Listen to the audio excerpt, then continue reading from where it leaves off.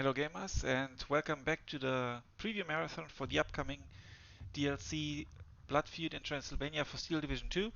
You will notice I've changed the mic because I've noticed there's always like a hissing sound using my studio mic and the audio interface. So I think it's better to use the headset mic.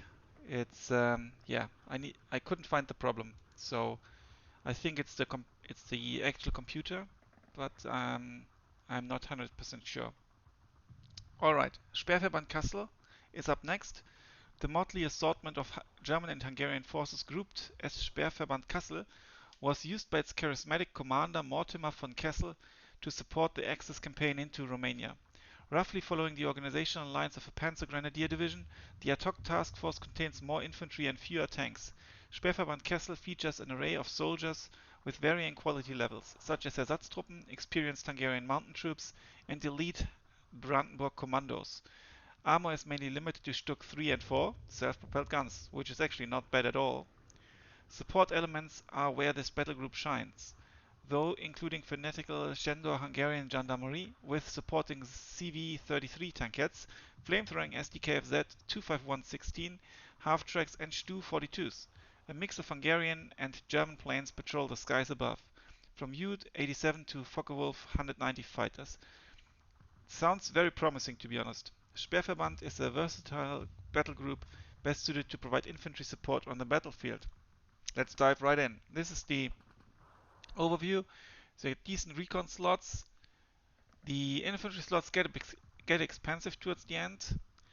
You have lots of cheap tank slots, lots of cheap support slots. AT tab seems okay with regards to the slots.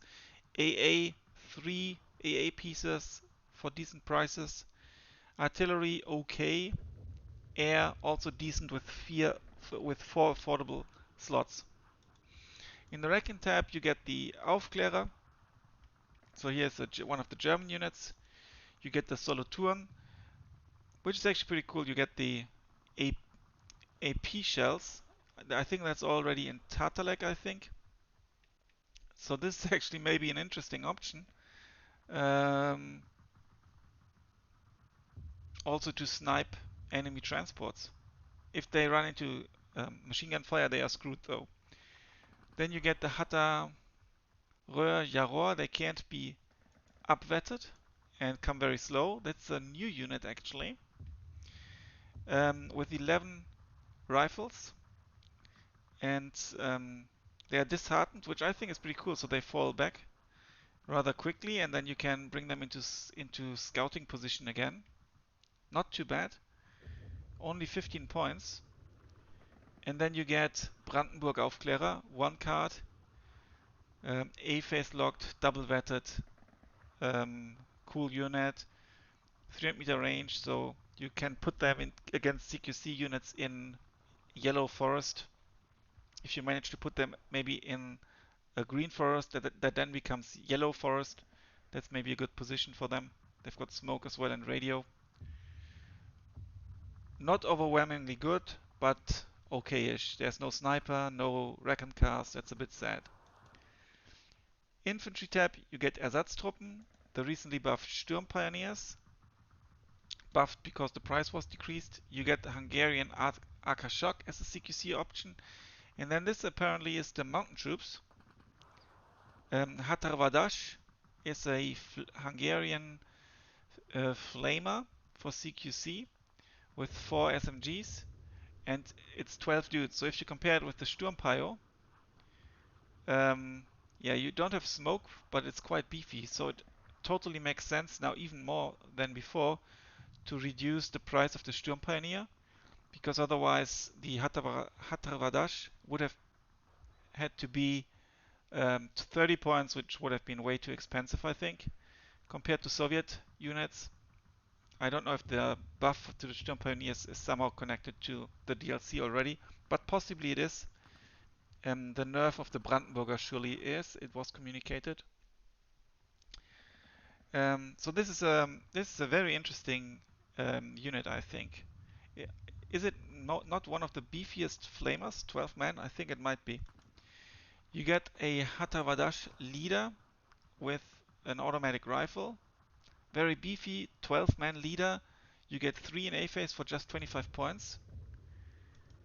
Then you get the also new Hegi Vadash. They can do some CQC with the Molotovs. They've got an automatic rifle. They are 13 men. They've got the radar trait, so they don't suffer the suppression penalty behind enemy lines. Very interesting unit at 25 points. 3 cards. Then you get the Hegevadisht leader. You get 4 leaders in A phase, but you can also bring 8 in B phase. The other leader was phase locked. And this is also an interesting looking leader because of the availability. Mainly it's got radio. And also I forgot to mention you do have some SDKFZ, so you could bring the Sturmpires in the SDKFZ. Then and the Pioneers as well. You can bring the German troops in those SDKFZs. You got a Pioneer here, but I don't think you take the Pioneer over the Akashock because the Akashock is just cheaper, and what you really want is the Geballte Ladung. I mean, you get one more Geballte Ladung with the Pioneer. Availability is the same. So then you get the P Grand Leader. You can bring him in an SDKFZ as well. Could be an interesting option. A or B phase. You get another new unit. There are quite a few new units in this division. The Shekeli, and that's a 12-man disheartened flamer unit because they've got the Molotov cocktail. 3 SMGs, 18 men in A phase already. I think this could be incredibly interesting because you throw and then they probably already get suppressed and withdraw. Super interesting option. But we haven't finished yet. You get the Brandenburg leader. Yeah, with MP44s, okay, and also AT capabilities. Availability and great, but they have to come double vetted. And they have the radar trait, not new unit. You also get P-Grants, and they can come in the SDKFZ. The P-Grants Panzerfaust can come in the SDKFZ as well. And here you go, you get nice. I will never get why these are the same price. Because the extra Panzerfaust makes them more useful. I think they could be maybe 25 points. Maybe. Yeah, because this is just better, the Panzerfaust. But I think availability is different. I always forget the availability. Yeah, availability is slightly 12 single vetted, but then you get 12 of these single vetted as well. So, yeah, this is not 100% balanced in my opinion. But there you get 4 cards of very good, incredibly good line infantry. And then this is topped up with the even better line infantry that can also be used in CQC. This also explains, I mean, they must be more expensive than Panzer Grenadiers for sure, because they also got the semi-automatic rifles, 12 men, so 2 more guys. They've got the radar trait. They have to come double vetted, same availability, and you get 3 cards of Brandenburger. So I would love to have more slots, but that's how it is. Then you get a Panzer IV, an age underwhelming. You get 2 cards of Stuck 3. You can double vet them. The veterancy curve is favorable for that. Then you get the Stuck 3G Führer, which might be an option, to be honest. I've started to like the tank leaders because of their increased survivability. And then you get an amazing Stuck 4 that you might even want to double vet depending on your playstyle. For B phase, 100mm front armor instead of 90 is quite the difference against lots of allied vehicles. In the support tab, you get 50mm mortars. Unfortunately, it's only the one Axis one with the 540 meter range. And then you get some new units here in the Chandeur. And that's actually a light tank with 2 Bredders. It's like one of those Italian tankettes kind of. It maybe even is. It looks similar. And you could use that to support your disheartened Ersatztruppen or your Shekeli or your Hateror, Yareur. Or you could use these gender. They are a bit better than the other gender. These are new. They are fanatical. And I wonder why these are not fanatical. Like I said, it's early. It's a preview build. Maybe they will become fanatical. I don't see why they shouldn't be. It's basically the same dudes, just in a small tankette. And they even have a light machine gun. 13 dudes, so not too bad at all. It might be worth taking them to supplement your infantry anyway. Then you get 6 cards of Schwarzlose, which is quite interesting. You can really fill all the slots with HMGs.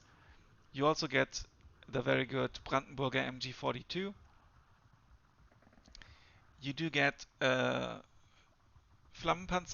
It's double flamethrower, but I'm not the biggest fan. In particular against allied units where they have the Piats, for example, with that outrange the flamethrower tank. And there's, I think it's a Soviet tank that can also has a gun, which is a bit better, I think. You get an IG-18, good unit. You get 3 cards of MG-42s. So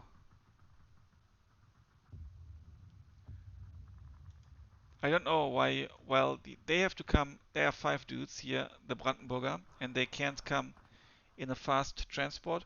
So this would be your A phase option because it's faster, and then the Brandenburger your B phase option, maybe if you want to use it. And then you get a 2K HE option in the Stu 42. You get a Lovesh leader commander, and you get an SDKFZ, and you get a Stück 3 commander as well. Fantastic support tab.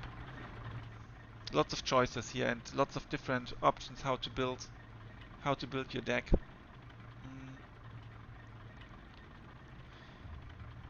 Then in the AT tab there are no new units. You get the Nehapushka with a solo turn AT rifle for just 10 points. Availability 4. If you single vet them, you get the Panzerschreck. You get a Panzerbüchse with APCR shells, 80mm, only 750-meter range. Very situational. You get the 40M, which is a PAK 36, I think. I'm not 100% sure right now. With heat, 180mm penetration at 750-meter range. You could make that work. You get a Marder 2. Marders are always a welcome sight on the battlefield, even with APCR. They are unfortunately phase locked to A. You get a PAK 40 card, and you get the Stück 3 F8. In the anti-air tab, you have very, very good options. You got the 36M autocannon, 40mm, which I think is like a Bofors-ish. Not quite, but. Then you get the Flak Vierling, which is really good after the buff. You also get the mobile version of a Flak Vierling. And you get a Flak 41. So you could fill all the 4 slots, but 3 is most likely going to be enough. Artillery tab. You get the Tischerek artillery observer. You get a Batterieführer as a leader option. You get a 50mm howitzer, which you could double vet and bring them in A phase. It double functions as an AT gun as well. You get normal 80mm mortars. You get a Vespe, and you get a 120mm mortar, and you get a fantastic SDKFZ radio mortar. So what you do lack is heavy artillery. you completely miss it, and you actually only have this as your only field artillery. This is kind of a new unit, the Steyr V 149mm. There is a variant of this in Tatalek, but with only 100mm. I think that should be leichte Feldhaubitze, and here you get the schwere Feldhaubitze off map. In the air tab,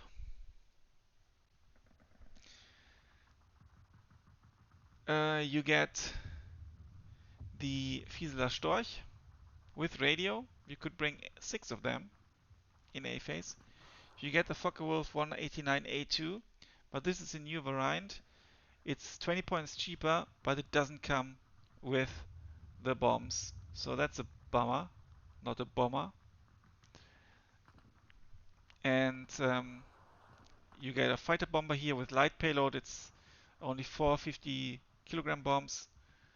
And you get, I think, yeah, this is also the first time that you get this variant with this particular bomb loadout. It's not a new plane, but the bomb loadout is new. Obviously, all the models have their own skin. You get a Junkers ground attack plane. Could be an interesting option for just 80 points for early aggression. BF-109 fighter G6. Not too great, but okay. Then you get a U4 with a 30mm nose auto cannon. So this is actually pretty cool. Range is 600 meter. Then yeah, it's also one of the rare fighters. You get it like in Toulon, for example, in 17th SS, I think, already. But so it's pretty cool. Then you get 2 heavy bombers with very good resilience. The Junkers 88A4, one with 28 50 kg bombs. I mean, it's usually considered bad because of the killing power, but in my opinion, if you want to suppress a forest full of infantry, it's actually not that bad. But you also get a variant with 2 500-kilogram bombs. That's more of a killing power then. And you get, this is really cool, you get a Focke-Wulf fighter bomber with 2 20mm autocans, 2 13mm bullets. Focke-Wulfs are great anyway. You can do 2 bomb runs in one go, and I think it's, like I said in one of the other videos, I think in particular with the 50, if you want to hit something like a stationary support piece, dropping the bomb from here tends to be, in my opinion, better than if it's attached to the wings, because then it doesn't quite hit. It could hit like on the sides only and only do more like splash damage. Yeah, so this is actually really cool, and you get 2 of them in A phase. But I think it might even be worth trying out this one because it's light, it's only 70 points, and it means it returns fast, and you can take on other planes head on. Medium resilience as well. Problem is, your turning and stuff will be abysmal. So you need recon, and then you need to know where you're going to, and then it's maybe an interesting option. I definitely want to try it out. So what's my unit of the deck or of the new division? I think that it's going to be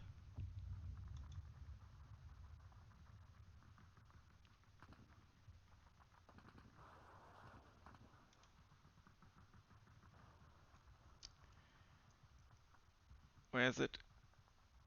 It's going to be the Shekeli, because I think they could be quite a lot of fun in forests and super annoying. And look at the availability, 18 availability. You can bring them in B phase for 27 availability and C phase for 36 availability. And if you spam the forests with them, you will have a good time, I think. Yeah, with regards to deck building, check out my next video. From the looks of it, apart from other than the kind of little bit lack of artillery, it seems rather suitable for the long game as well. So it could be a balanced deck, unless you face an IS-2 or King Tiger division. That could become very problematic because you also don't really have tank killing power in your air tab. So this is going to be a problem unless it's a close quarter combat map. But then who would pick an IS-2 or King Tiger division other than in quick play, where you don't know what you get?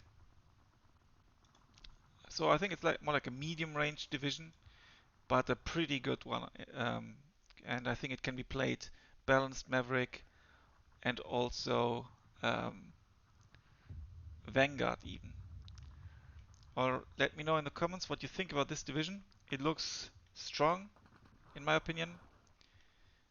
Thanks a lot for watching. Until then, bye for now.